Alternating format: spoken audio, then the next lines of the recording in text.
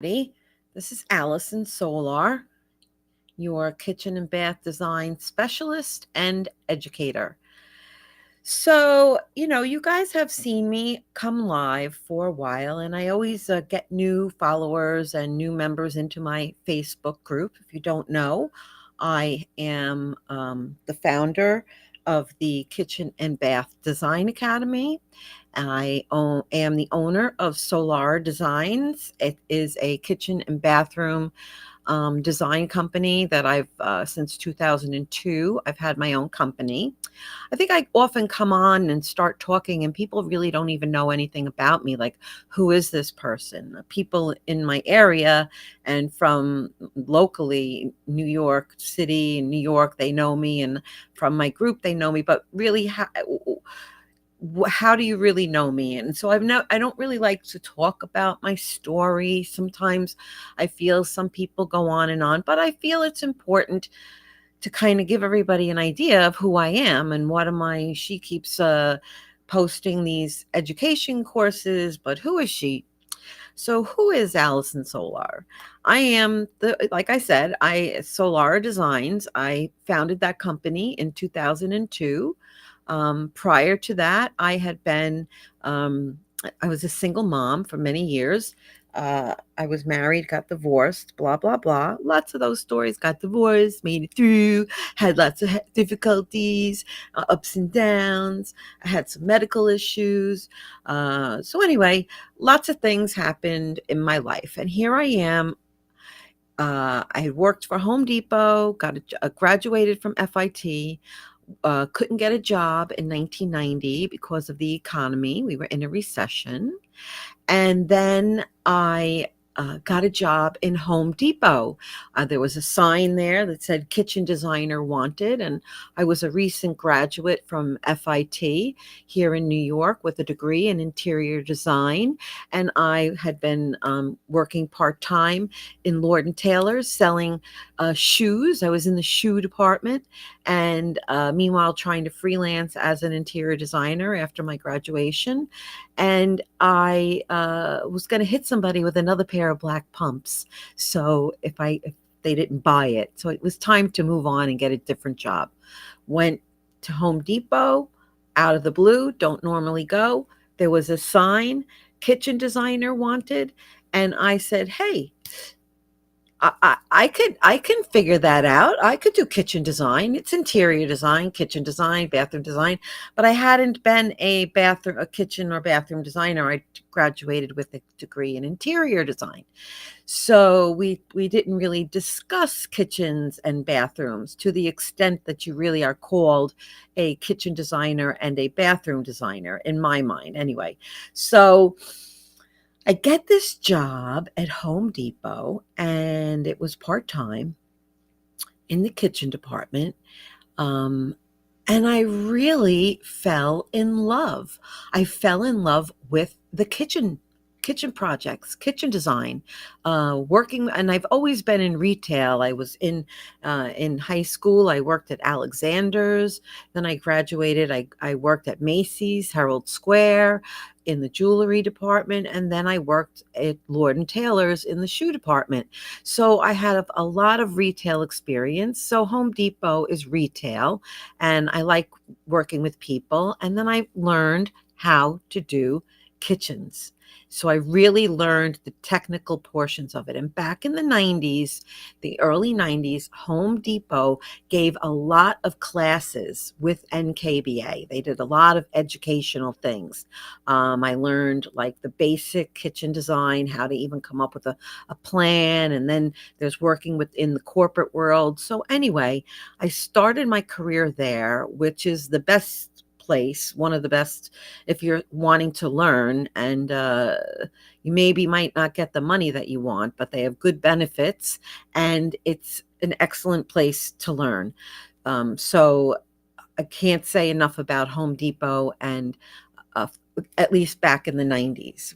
I don't know about the culture now, but anyway, after I had some medical things, I left Home Depot and went to go work for a private, high end company that was working on a multi-million dollar housing project here in Long Island. So it was big mansions, 5,000, 6,000 square foot homes, really big homes, in a development here on the North Shore.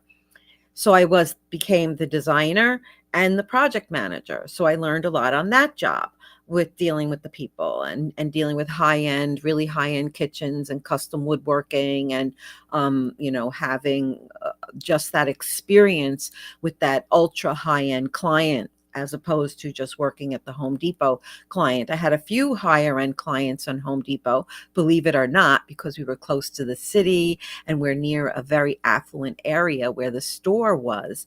But then I really went into the higher end clientele.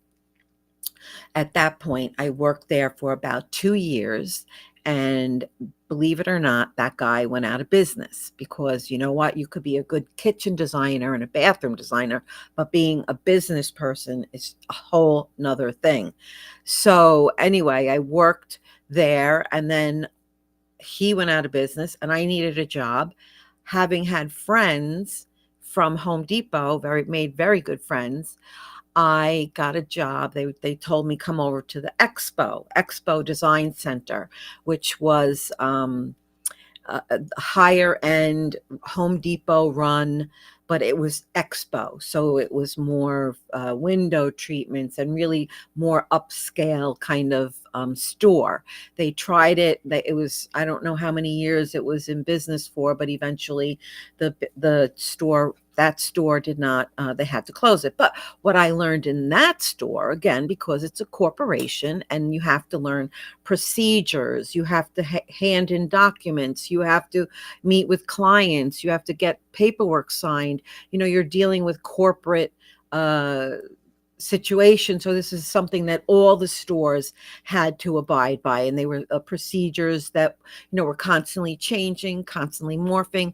But what I learned there was all of the procedures, and I just digress a little bit. When I worked at the regular Home Depot, at one point I got involved with order processing and expediting. They call that expediting because somebody sells it and then it has to go to the order company. And that was before, we're talking in the 90s now when there was faxes, okay? Everything had to be done manually. Okay, wasn't just done electronically. You had manual papers and manual folders, and I had to create a whole system for order processing because there was none when I took over the position. For the girl that cried and left, she couldn't take it anymore. So I can't take it anymore. She cried. She left. So they were like, Allison, can you do it? And I was like, yeah, I'll give it a whirl. So anyway, I did that for maybe 9 months or so, maybe a year. I don't know. But a lot of great experiences working for the corporation Home Depot. And then a lot of great experiences working for that independent higher end builder and all the subs and getting to learn about project management and going to the job site, overseeing things, and then working at the Expo Design Center with all of their procedures and learning from each other and the meetings and the camaraderie. I still have friends to this day from when I left in 2002. We are still friends, and from Home Depot and Expo, and they're really very dear to me, wonderful people that I met. So finally, in 2002, I had it with the corporate world. I just had it. I said, you know what? I'm done with this, trying to get it, this and do that and all the books. And there was never a manager around.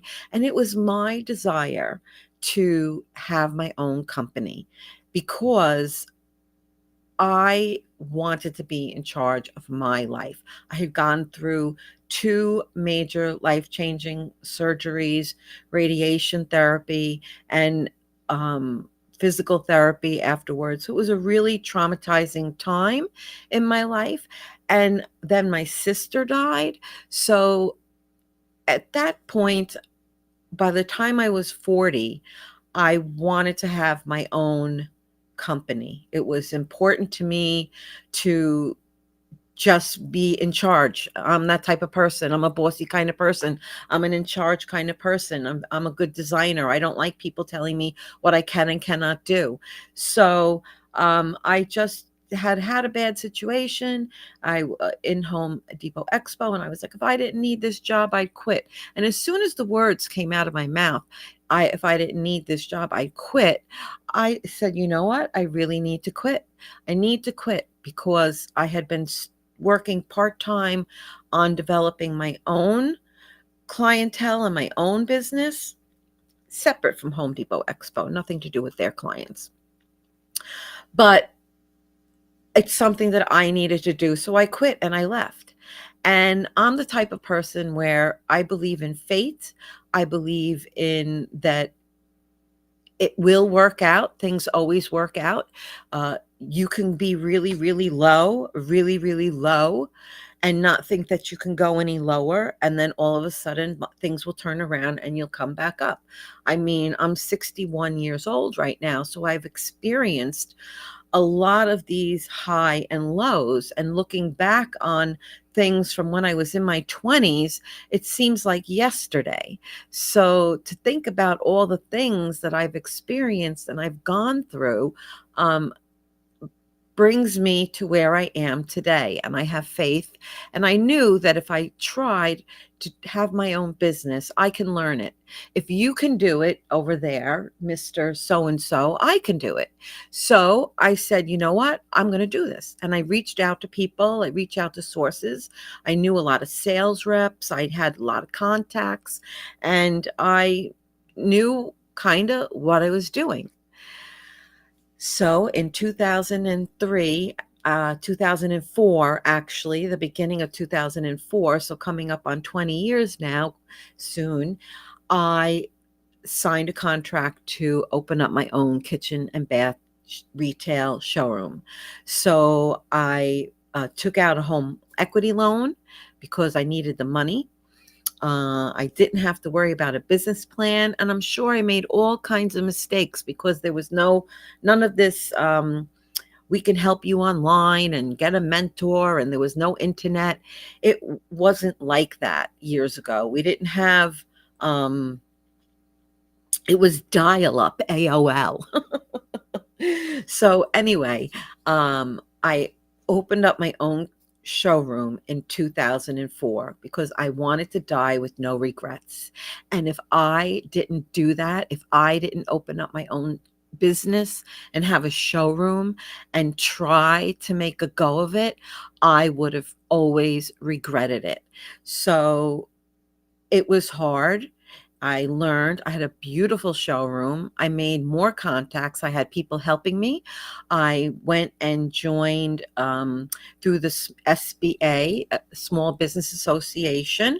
I found a program to go and learn about starting your own business and how to run your business and getting loans and all these other things. So I went to classes like that. Somebody told me about SEN, which is called the Senior Executive Network. And that's a buying group, but they also have annual roundtable meetings, and you have to sign documents, and it's other dealers. You sit around and you talk with each other. I did that years ago, like we're talking, 18 years ago, 20 years ago. So I'm not sure if they still do that, but at the time, that's what they did. So I learned from the other dealers, like what my gross profit margin should be, what numbers am I looking at. So that was really helpful. And I learned about so many products. Okay. They have a lot of products that I still use today. I specify, still use. Definitely, they were a huge important part of my life, and it wasn't cheap to belong, but it was worth every penny in the beginning of my business. And I did that for maybe 4 years, 3 or 4 years, and it was very helpful. But then we had something called a recession, and my business was not prepared for a recession. I didn't have the proper uh, like I said, back then there wasn't any of these people to reach out for and looking for help to help you in your business. It wasn't as readily as available as it is now. And the only way to really advertise was with paper advertising and magazines. And I see people go, "Oh, I was featured in House magazine." It's like, yeah, I was featured in House magazine because it costs me $3,000, maybe it's now up to $5,000 to get my pictures in that magazine. And it looks like I got featured, but everybody in that magazine paid to have their kitchen featured. So you write a little blob and you're featured. So yeah, I have those things, and people who make a big deal out of it, I think, yeah, it's great, but you paid for that. Okay. They didn't come to you and go, "Oh, listen, Allison, we heard about you and we're dying to get you photographed and in our magazine." No, it doesn't work like that. I was on the radio, I made radio ads. I had to pay for that. I was on 92.7 or one of those channels, 98.3 K-Joy, I think it was. But I had my own commercial, and I got business from it, but they all cost money. And back then it was paper, magazines. And so that's where I started my career. And that's the journey of what my experience has been. So I've been from selling $500 kitchens to little tiny laundry rooms to very high-end penthouses in Manhattan. So I've done a few apartments in the city, like really like renovating, knocking out walls. I've worked with contractors. I know about construction in all kinds of buildings. So I had a successful run, and I wouldn't have gone out on my own and had my own business if I didn't have success in what I was doing, if I didn't have clients who were adoring me and loved my work and giving me presents and, calling me up on without being part of Home Depot. I had a huge fan base in my little sector here in Long Island. So the recession came, and it came time to renew the lease, and it was impossible. My showroom had to close. I owed people a lot of money. It was a very difficult time for not only me, I was a little guy, but a lot of big people struggled during the 2008, 2009 recession there. So, that's the Great Recession, they call that one. Yeah, it was hard. I remember people's houses all went high. They were all so expensive. Oh my God. And they would come to you for a kitchen. They'd be like, I really want a new kitchen, but you know what I'm thinking? I think I'm just going to sell my house. I can get so much money for it and buy something else. So all the people who were going to do their kitchens said, "No, I'm going to buy another house. I'm going to sell and buy, sell and buy." But then all of a sudden, the real estate all went downhill. Everything went down. All the property plunged, everything plunged. So the housing market went boom. And a lot of kitchen design and bathroom design is predicated on the housing market and interest rates. What are the interest rates? So anyway, I had made it through 2009, and then I had to close up shop, and it was extremely, extremely depressing. So we had a recession and I had depression. Me and many other people, I'm sure. But I kept my business going. Kept networking. I kept going to meetings or whatever, and got involved in different organizations and whatnot, and still had projects along the way and freelanced here and there. Well, I didn't freelance. I still was my company, but I just didn't have a retail showroom. So move forward to 2016, and I had an opportunity to teach kitchen design and bathroom design for the New York Institute of Technology's Interior Design Certificate Program. So I was teaching that class during the day in the certificate program, kitchens and bathrooms, and it was great. I had to develop programs. Now here I am. I go, okay, here's another thing. What do I do? Yeah, I want to teach. Teaching, it sounds so much fun, right? I would love to teach. Yes. Who do I call?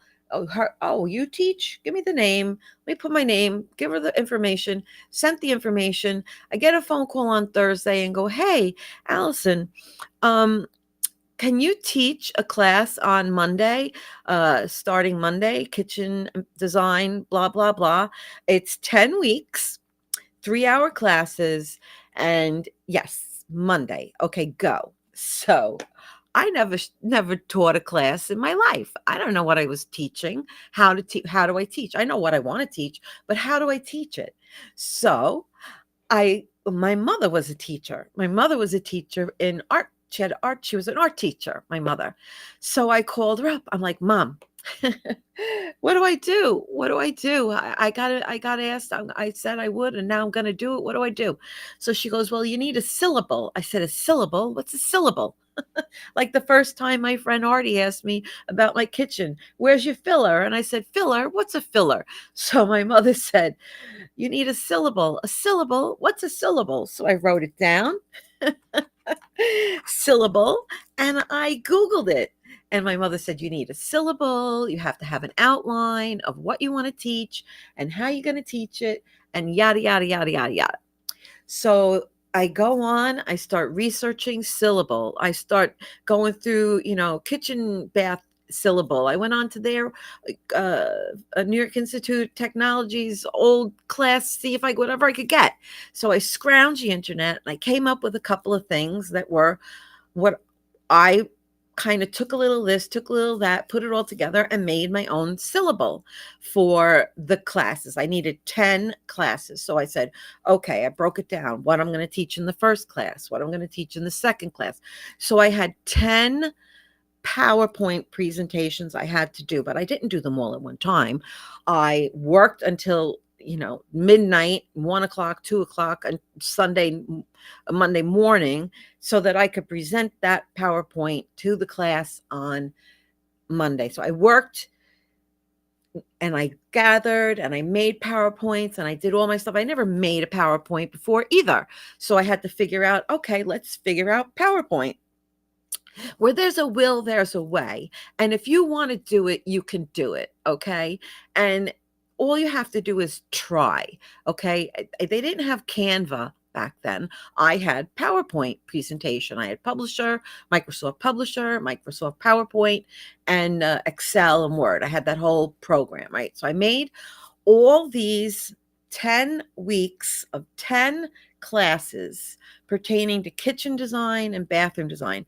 Then I went on and I did closet design. And then I went on and I did lighting design. So I had all these courses and students, and we went and we met. They were studio classes. So we met for 3 hours in the class and we did work. They had to bring their drafting things. And I fell in love. Just like I fell in love with the kitchen design, I fell in love with teaching about kitchen design and bathroom design, because I guess that's also in my blood. My great aunt was a teacher. My mother was a teacher, an artist and a teacher. So I don't know, maybe that's in my blood too. I don't know. I'm an artist. I draw, I sketch, I love to design. Very much that side of the brain. Don't ask me, the technical end of it. I only can do with a calculator and on inches. Kitchen designers work in inches, and bathroom design. I always tell them, anytime a designer puts any drawings in front of me and I see feet and inches, I say, okay, when you're dealing with a kitchen and you're dealing with a bathroom, everything is in inches. Forget the feet. It's inches, 48 inches, 37 inches, 37 and a half inches, 34, whatever it is, it's inches. Okay. So I fell in love with this stuff, and I did it from 2016, 17, and 18. And then it kind of like petered out, I guess, because I wouldn't teach it at night. And I started to think, I was trying to, I got a business coach. I'm thinking, how do I get business? What do I want to do? And through working with this business coach, you know what I discovered? I want to coach. I want to teach. I want to bring my skills and help other people. So I said, how do I do what you do? So I figured it out. I Googled it. I tried it. Oh, I need a camera. Oh, I need a microphone. I got a microphone. I got a camera. So what do I need? I need a light. So I went and I got all the things to do that. So now I was going to do teaching, and part of our my group coaching course, we were starting to talk about the Facebook lives, and we said, oh, she was going live, and was when it was all started coming out. We were like, oh, go live, you have to go live, and don't worry about it, because you're all nervous, you think like everybody's watching you, like, oh my god, everybody gonna go on, and like it's gonna be a million people, and they're all gonna be staring at me. No, nobody's looking at you, nobody's staring at you. You're just going to go on and do it and not worry about anybody else, because maybe someone will see it and maybe they won't. So just chillax. So we were playing around with that, and then she made a show on her weekend wind down, and I thought, and then she had a group, and I was like, I want a group.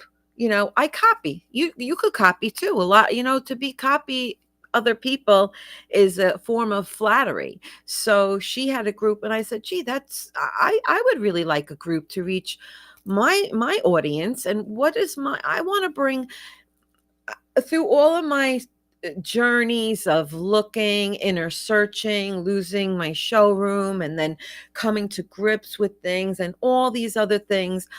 I learned to be confident in the fact that I was a kitchen and bath design specialist, that my degree in interior design is what held me, and I didn't need any certification. I never had to tell anybody that I was a certified kitchen designer, because all I had to say was I have a degree in interior design. So through all of my growth, I realized, just do it, try it, do it, see what happens. And I said, you know what? I really want to bring together the kitchen and bath designers in the interior design industry. We've got kitchen and bath designers. I want to talk about educating people and bringing information together. And I said, you know what?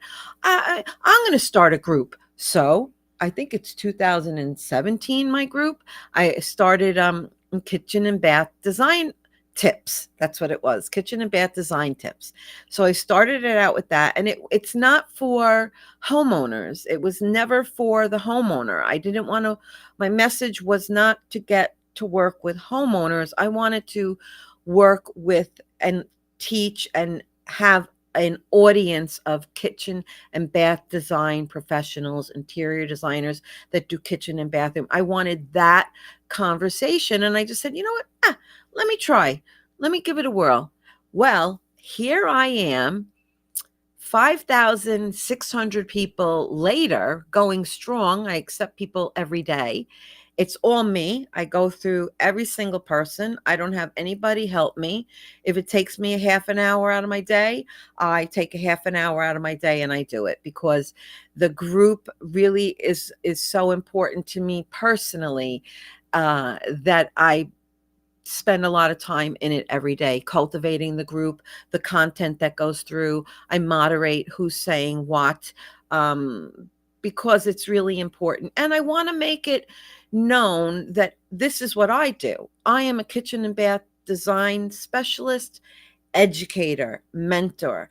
So over the years, I've taken my courses, and the fact that I didn't go to school, at the school to launch them, I said, well, how can I do it online? So I held a few webinars, and then I was like, you know what? I want to make a place where I can have all of my PowerPoint classes, all of my teachings, all of my information under one roof where designers can come and learn, because there's no place out there for designers to learn more specifically about kitchen and bathroom design, except from the National Kitchen and Bath Association. And some colleges have courses that really delve into kitchen design and bathroom design, but not all of them. It's not offered always in all the interior design programs that you take. It's not offered, at least I think it should be. I think over time it will become more of a class that people will take and will be offered as part of your design degree, but it's not easy, because I googled it. I googled kitchen design education, and I got something in Europe. And what about bathroom design? Kitchen and bathroom kind of goes together. Kitchen design, bathroom design, they they kind of go together, because we both deal with plumbing, we both deal with granite and marbles and tiles and cabinetry, and then we have our separate things. But there's a lot of the product that the vendors over cross over to each other. So anyway, I said, you know what I really want to do? I want to make an online place. And then I saw these other groups and courses and classes and academy things, and I was like, I want to do that." So what did I do? I googled it, and I paid attention to what everybody at the top of their web browser. If you're watching this now and you go to look, you'll see it's from Restream. That's the platform I'm using right now to stream. So whenever my business coach went on to do anything, because I've always followed her, I would see if it was by, dot teachable, dot be live, whatever it was. I was like, let me go on there and let me see. So for lots of years, I did all of this work myself. I figured out how to do ClickFunnels. I did my own graphics. I do my own stuff right now. I came up with my logos. So the Kitchen and the Bath Design Academy, it was a transition from Solara Designs, which is my baby. Solara Designs is my company that I started with. But how do you transition that identity over to the Kitchen and Bath Design Academy?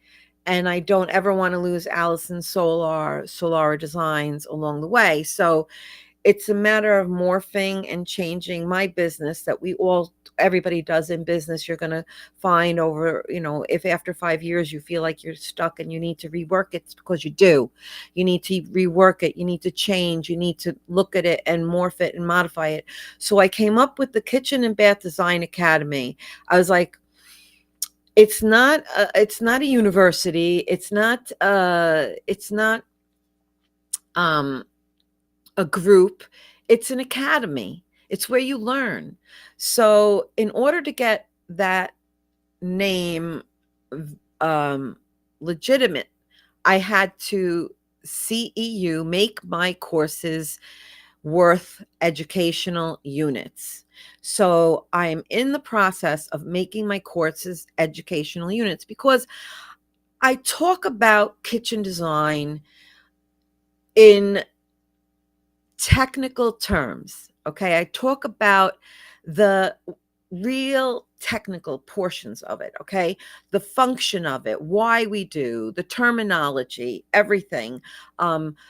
So it's really now, because again, I was sick and I had some medical things, and I'm like, blah, blah, blah, blah, had to skip up. And now I'm back. I'm trying to get it all together and work on it, and learning to bring Solara, Allison, and KBDA all under one um, house.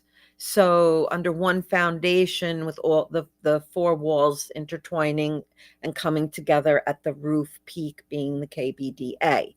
So there's going to be a lot more that's going to be coming to it. But what I have launched now, there's 3 CEUs that are going through, and I'm in the process of having 2 more courses CEU certified. One will be on lighting, the next will be on cabinet construction and doors and woods and hinges and hardware and whatnot. But the upcoming webinar course, CEU course that I'm giving is the kitchen design guidelines for designers. Now, again, this is all for designers. It's not for homeowners, because you'll be too much for a homeowner. They won't understand. You need to be a designer. So, it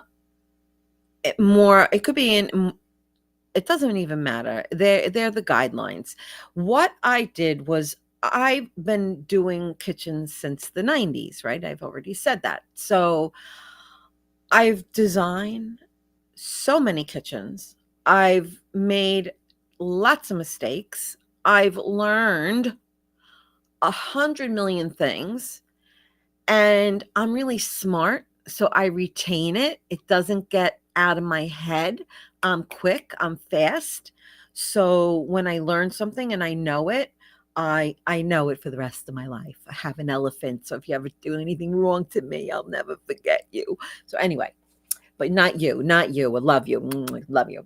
So I have the kitchen design guidelines for designers.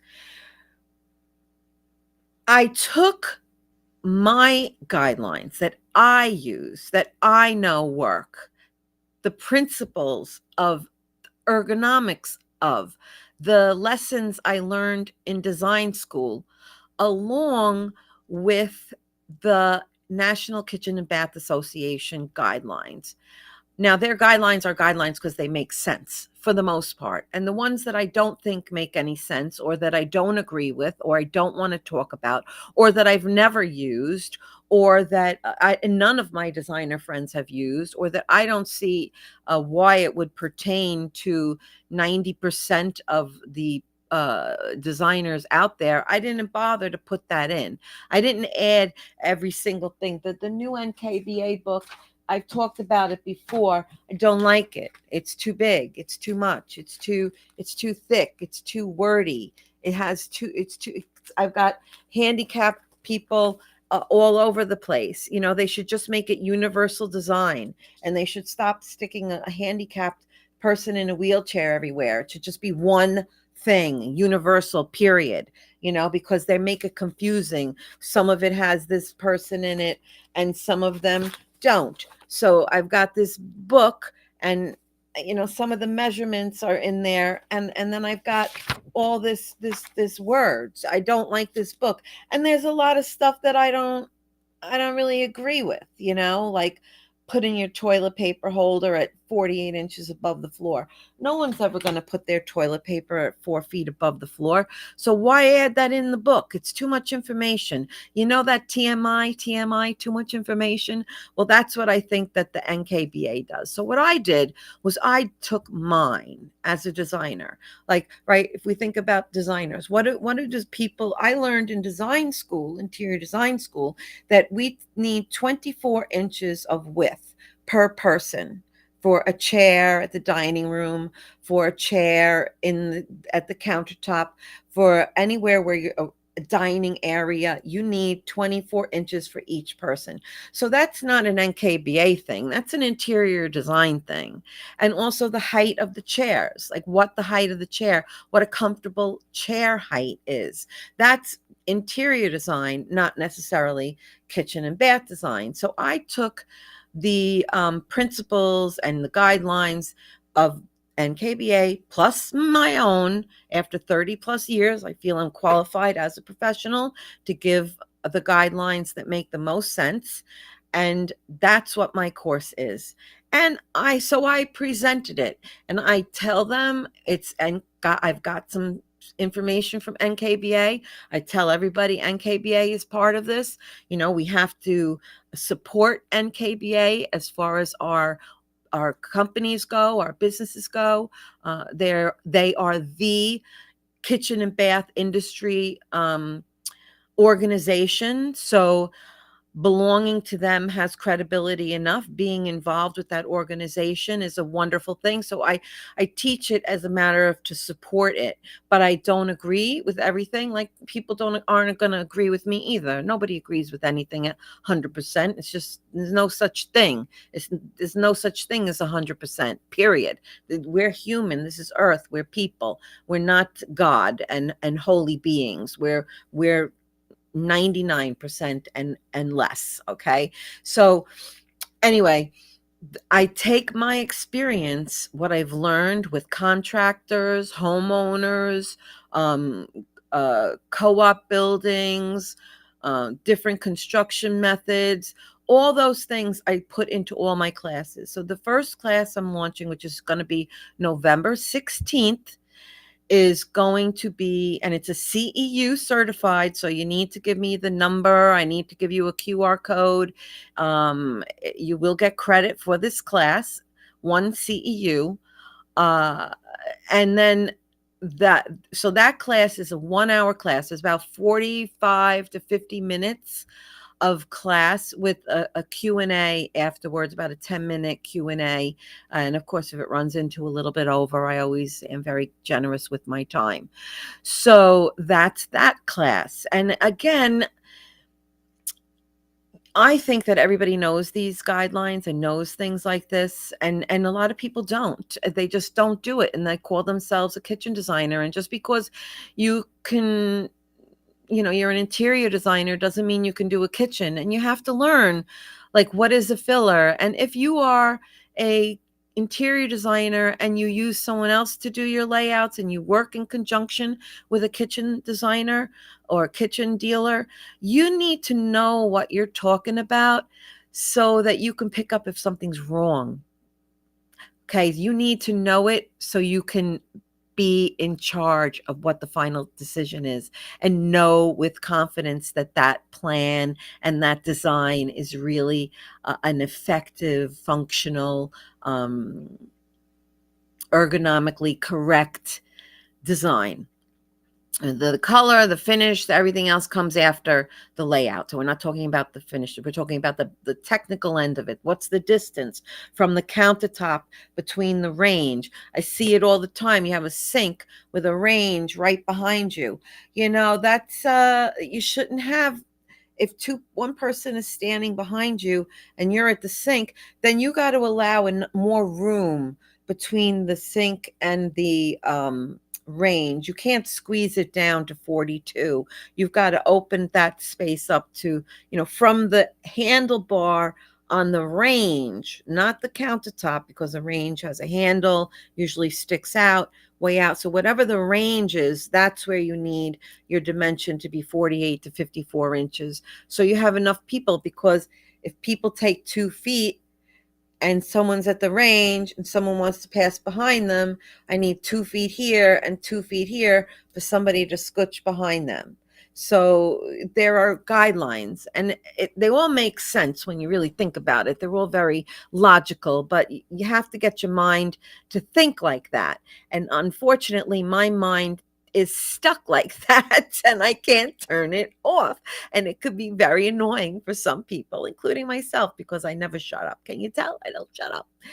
So that class is the first class. Then the next class, which is after Thanksgiving, is going to be about the bathroom guidelines. And where do you put the shower head? How high should the shower body be?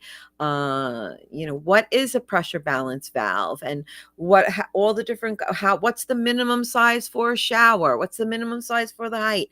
What's the threshold? Blah, blah, blah. All of those guidelines you need to know if you're going to be doing bathroom design. And again, it's a 45, 50-minute program, and then it's followed by 10 minutes of Q&A. And then the next class I have is the processes is a little more money. It's a 2-hour class. It's actually going to be like an hour and 40 minutes with a 20-minute Q&A, because it's combining the process of kitchen design processes and bathroom design processes. And by that I mean, okay, You are an interior designer. There's no interior designer that's going to turn down a project. Okay. If you're working in someone's house and you're doing their bedroom, their, I don't know, the bath, not the bathroom, you're doing their bedroom, the living room. A lot of people call in for the living room, the dining room, window treatments, and the like. Okay. And if you got a designer in there and you like them, you're just going to naturally turn around and go, do you do kitchens? Do you do kitchens also? And every designer that I know is going to go like, yeah, I do kitchens. Or they'll say, I don't do kitchens, but I do know someone who does kitchens and I can refer you to that person. But for the most part, designers, I mean, at least I would say, yeah, I could do it. Because everything else, I'll Google it, right? So I said, okay, yeah. So now you said, I'm going to do the kitchen. And you go, okay, now I said I was going to do the kitchen. What do I do? What do I do? Who do I, oh my God, where do I start? Okay, where do you start? Well, you start here. Number one, you have to go through the client questionnaire and you ask these questions. Why do you ask these questions? What are you trying to determine? What do you need to take a photograph of? What do you need to measure? What do you need not to measure? Uh, and what do you have to take pictures of? Now that you have all those measurements and all the pictures, like how do I go about putting it into the computer? What's my first step? Do I put in my appliances? Do I put in the cabinet? What do I do? How do I do that? So then it's a matter of like, okay, now that I kind of have an idea, and how do I figure out that floor plan? How do I figure out how to do the cabinetry now? I don't know how to do cabinetry.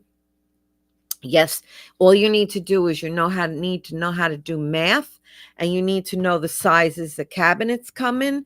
Don't need to know the construction. You don't need to know anything like that. You just need to know the cabinet sizes, the dimensions, what's required, what are some clearances, how to figure it out mathematically. Those are what I talk to you about. And then from there, you go, okay, now we're going to put it in. You got your initial drawings, and then you present it to the client, knowing that there's going to be changes and this, that, and the other thing. It's really a process. Kitchen design is really a process. So it's getting you from saying, yes, I'll take that project, to showing the client the end result, and presenting it to them as a three-dimensional vision of what the space is going to look like. So, and where the storage and things are going to go, because you did your whole intake. You know that Mary Smith is a huge baker and has a KitchenAid mixer that she doesn't want to see, yet she wants readily available. And you know that you can put that in a mixer lift up cabinet that goes in an 18-inch wide base, and you're going to put it over there and make her a baking center, because you paid attention that Mary Smith loves to bake, and she's got cake pans, she's got cookie trays, and you made one whole baking area for her, and she's going to love you. So that's what I teach. And then we go, so kitchen design guidelines, then bathroom design guidelines, and then the processes. And, these are not for free. They're not for free because nobody's sponsoring me. This is me giving my time and my expertise and giving you really good education, and you get CEU points. This doesn't talk about a product. I'm not endorsing a product. Nobody's paying me to sponsor me to talk about their product. This is all 100% on me. So they're not free. And it's valuable information you're going to have for the rest of your life. This is an investment for the foundation for kitchen and bathroom design. At the minimum, the courses I teach are the foundation for you to build upon as a designer, because then I can go into further guidelines and more detail on processes. And then I can go into, there'll be one on lighting and one on cabinet construction and one on surfaces and appliances, and then how do you present the final packet? What paperwork does everybody need to sign? So there's this whole process that goes into the foundation of kitchen and design uh, knowledge, business and design knowledge. So that's what the Kitchen and Bath Design Academy is all about. That's what my courses are all about. And if you have any suggestions on things you'd like to discuss, I'm always open to that. Just send me a DM or PM or an email or whatever you want to M me, because I'm always open to teaching products and teaching about things that I love. So that's what the Kitchen and Bath Design Academy and the new Design Intensive CEU workshops are. The kitchen design guidelines, bathroom design guidelines, and the processes. So as I talk about that, when I talk about teaching and what I love to teach, I have my What's News Wednesday, and what is new that came in my news was about Outwater Industries. Years ago, it used to be called Outwater Plastics, because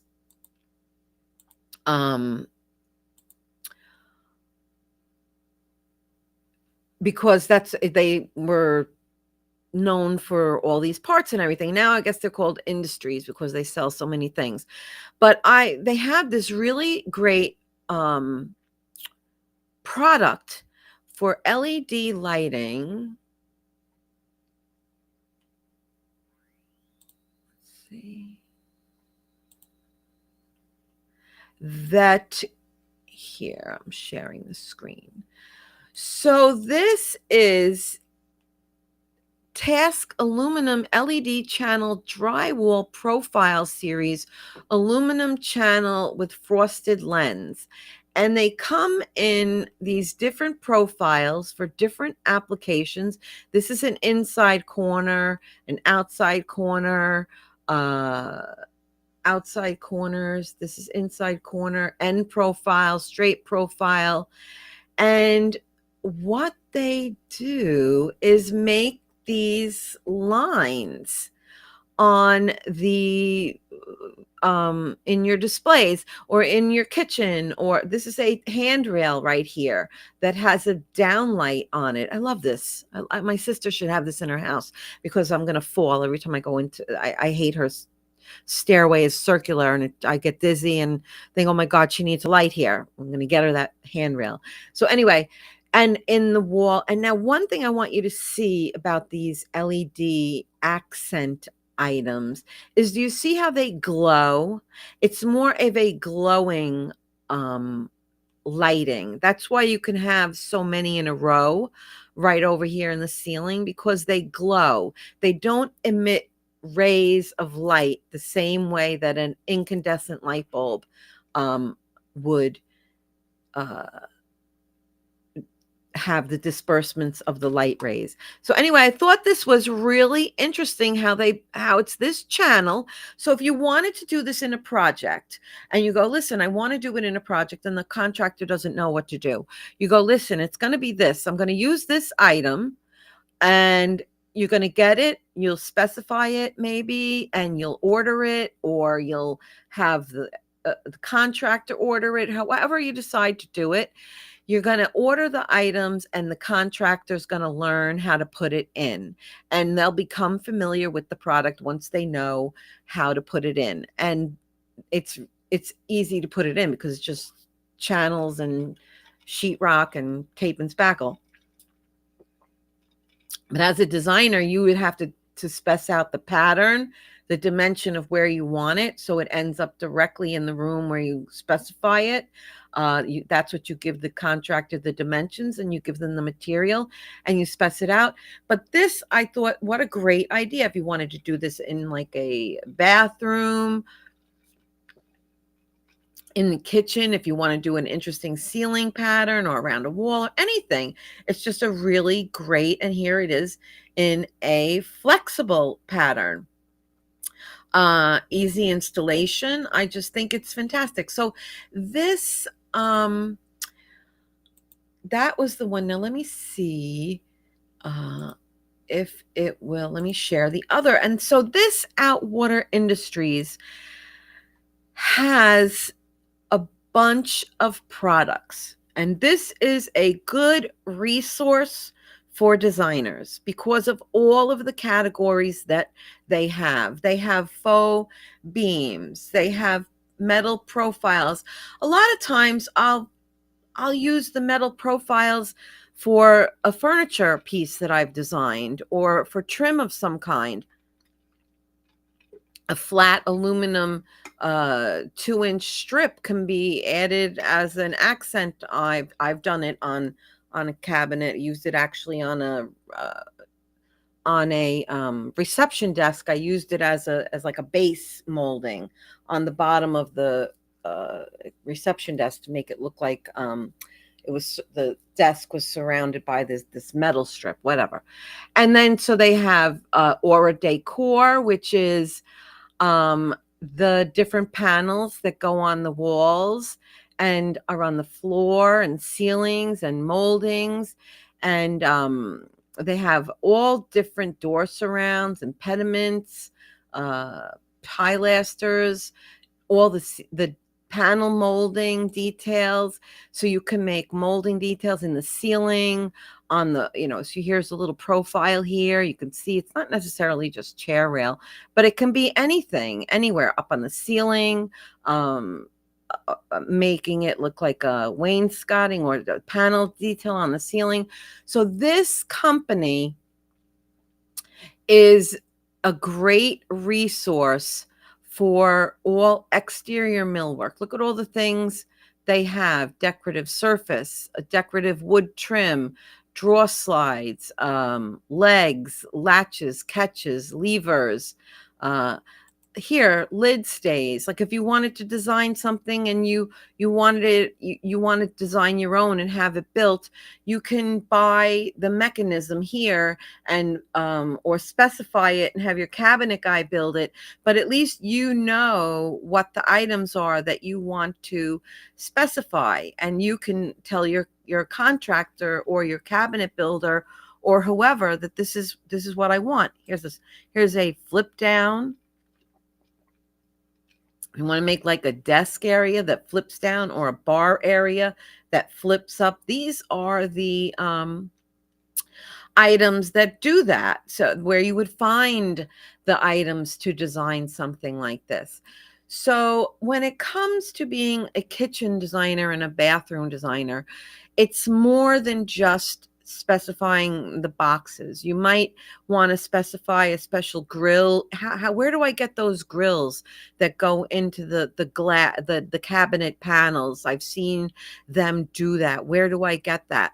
Outwater Industries would be a resource for you. There's a few other ones, but Outwater Industries is a great resource, and I always like to give a shout out to them because they have such a diverse products, that resource for you as a designer, and they can spark your imagination. If you see something interesting in there, you can maybe it'll spark some kind of a cabinet design, or I mean, I've put together cadenzas, desks. I've designed all kinds of things using components from cabinet companies, legs from Hafele, another thing from another company, and just made and designed my own product. So anyway, the Outwater Industries is a great resource for you. So that's what I wanted to talk about today in my What's New Wednesday. So a little bit of my background, my CEU courses, and Kitchen and Bath Design Academy, and Outwater Plastics. So that's what today was all about. So I appreciate you guys watching. Have a great day. Enjoy the rest of your week. And I look forward to seeing you next week. Okay, peace out. Ciao for now. Don't forget to sign up for my CEU courses. no, like and share. Also, like and share, right? Okay, guys, take care. Ciao for now.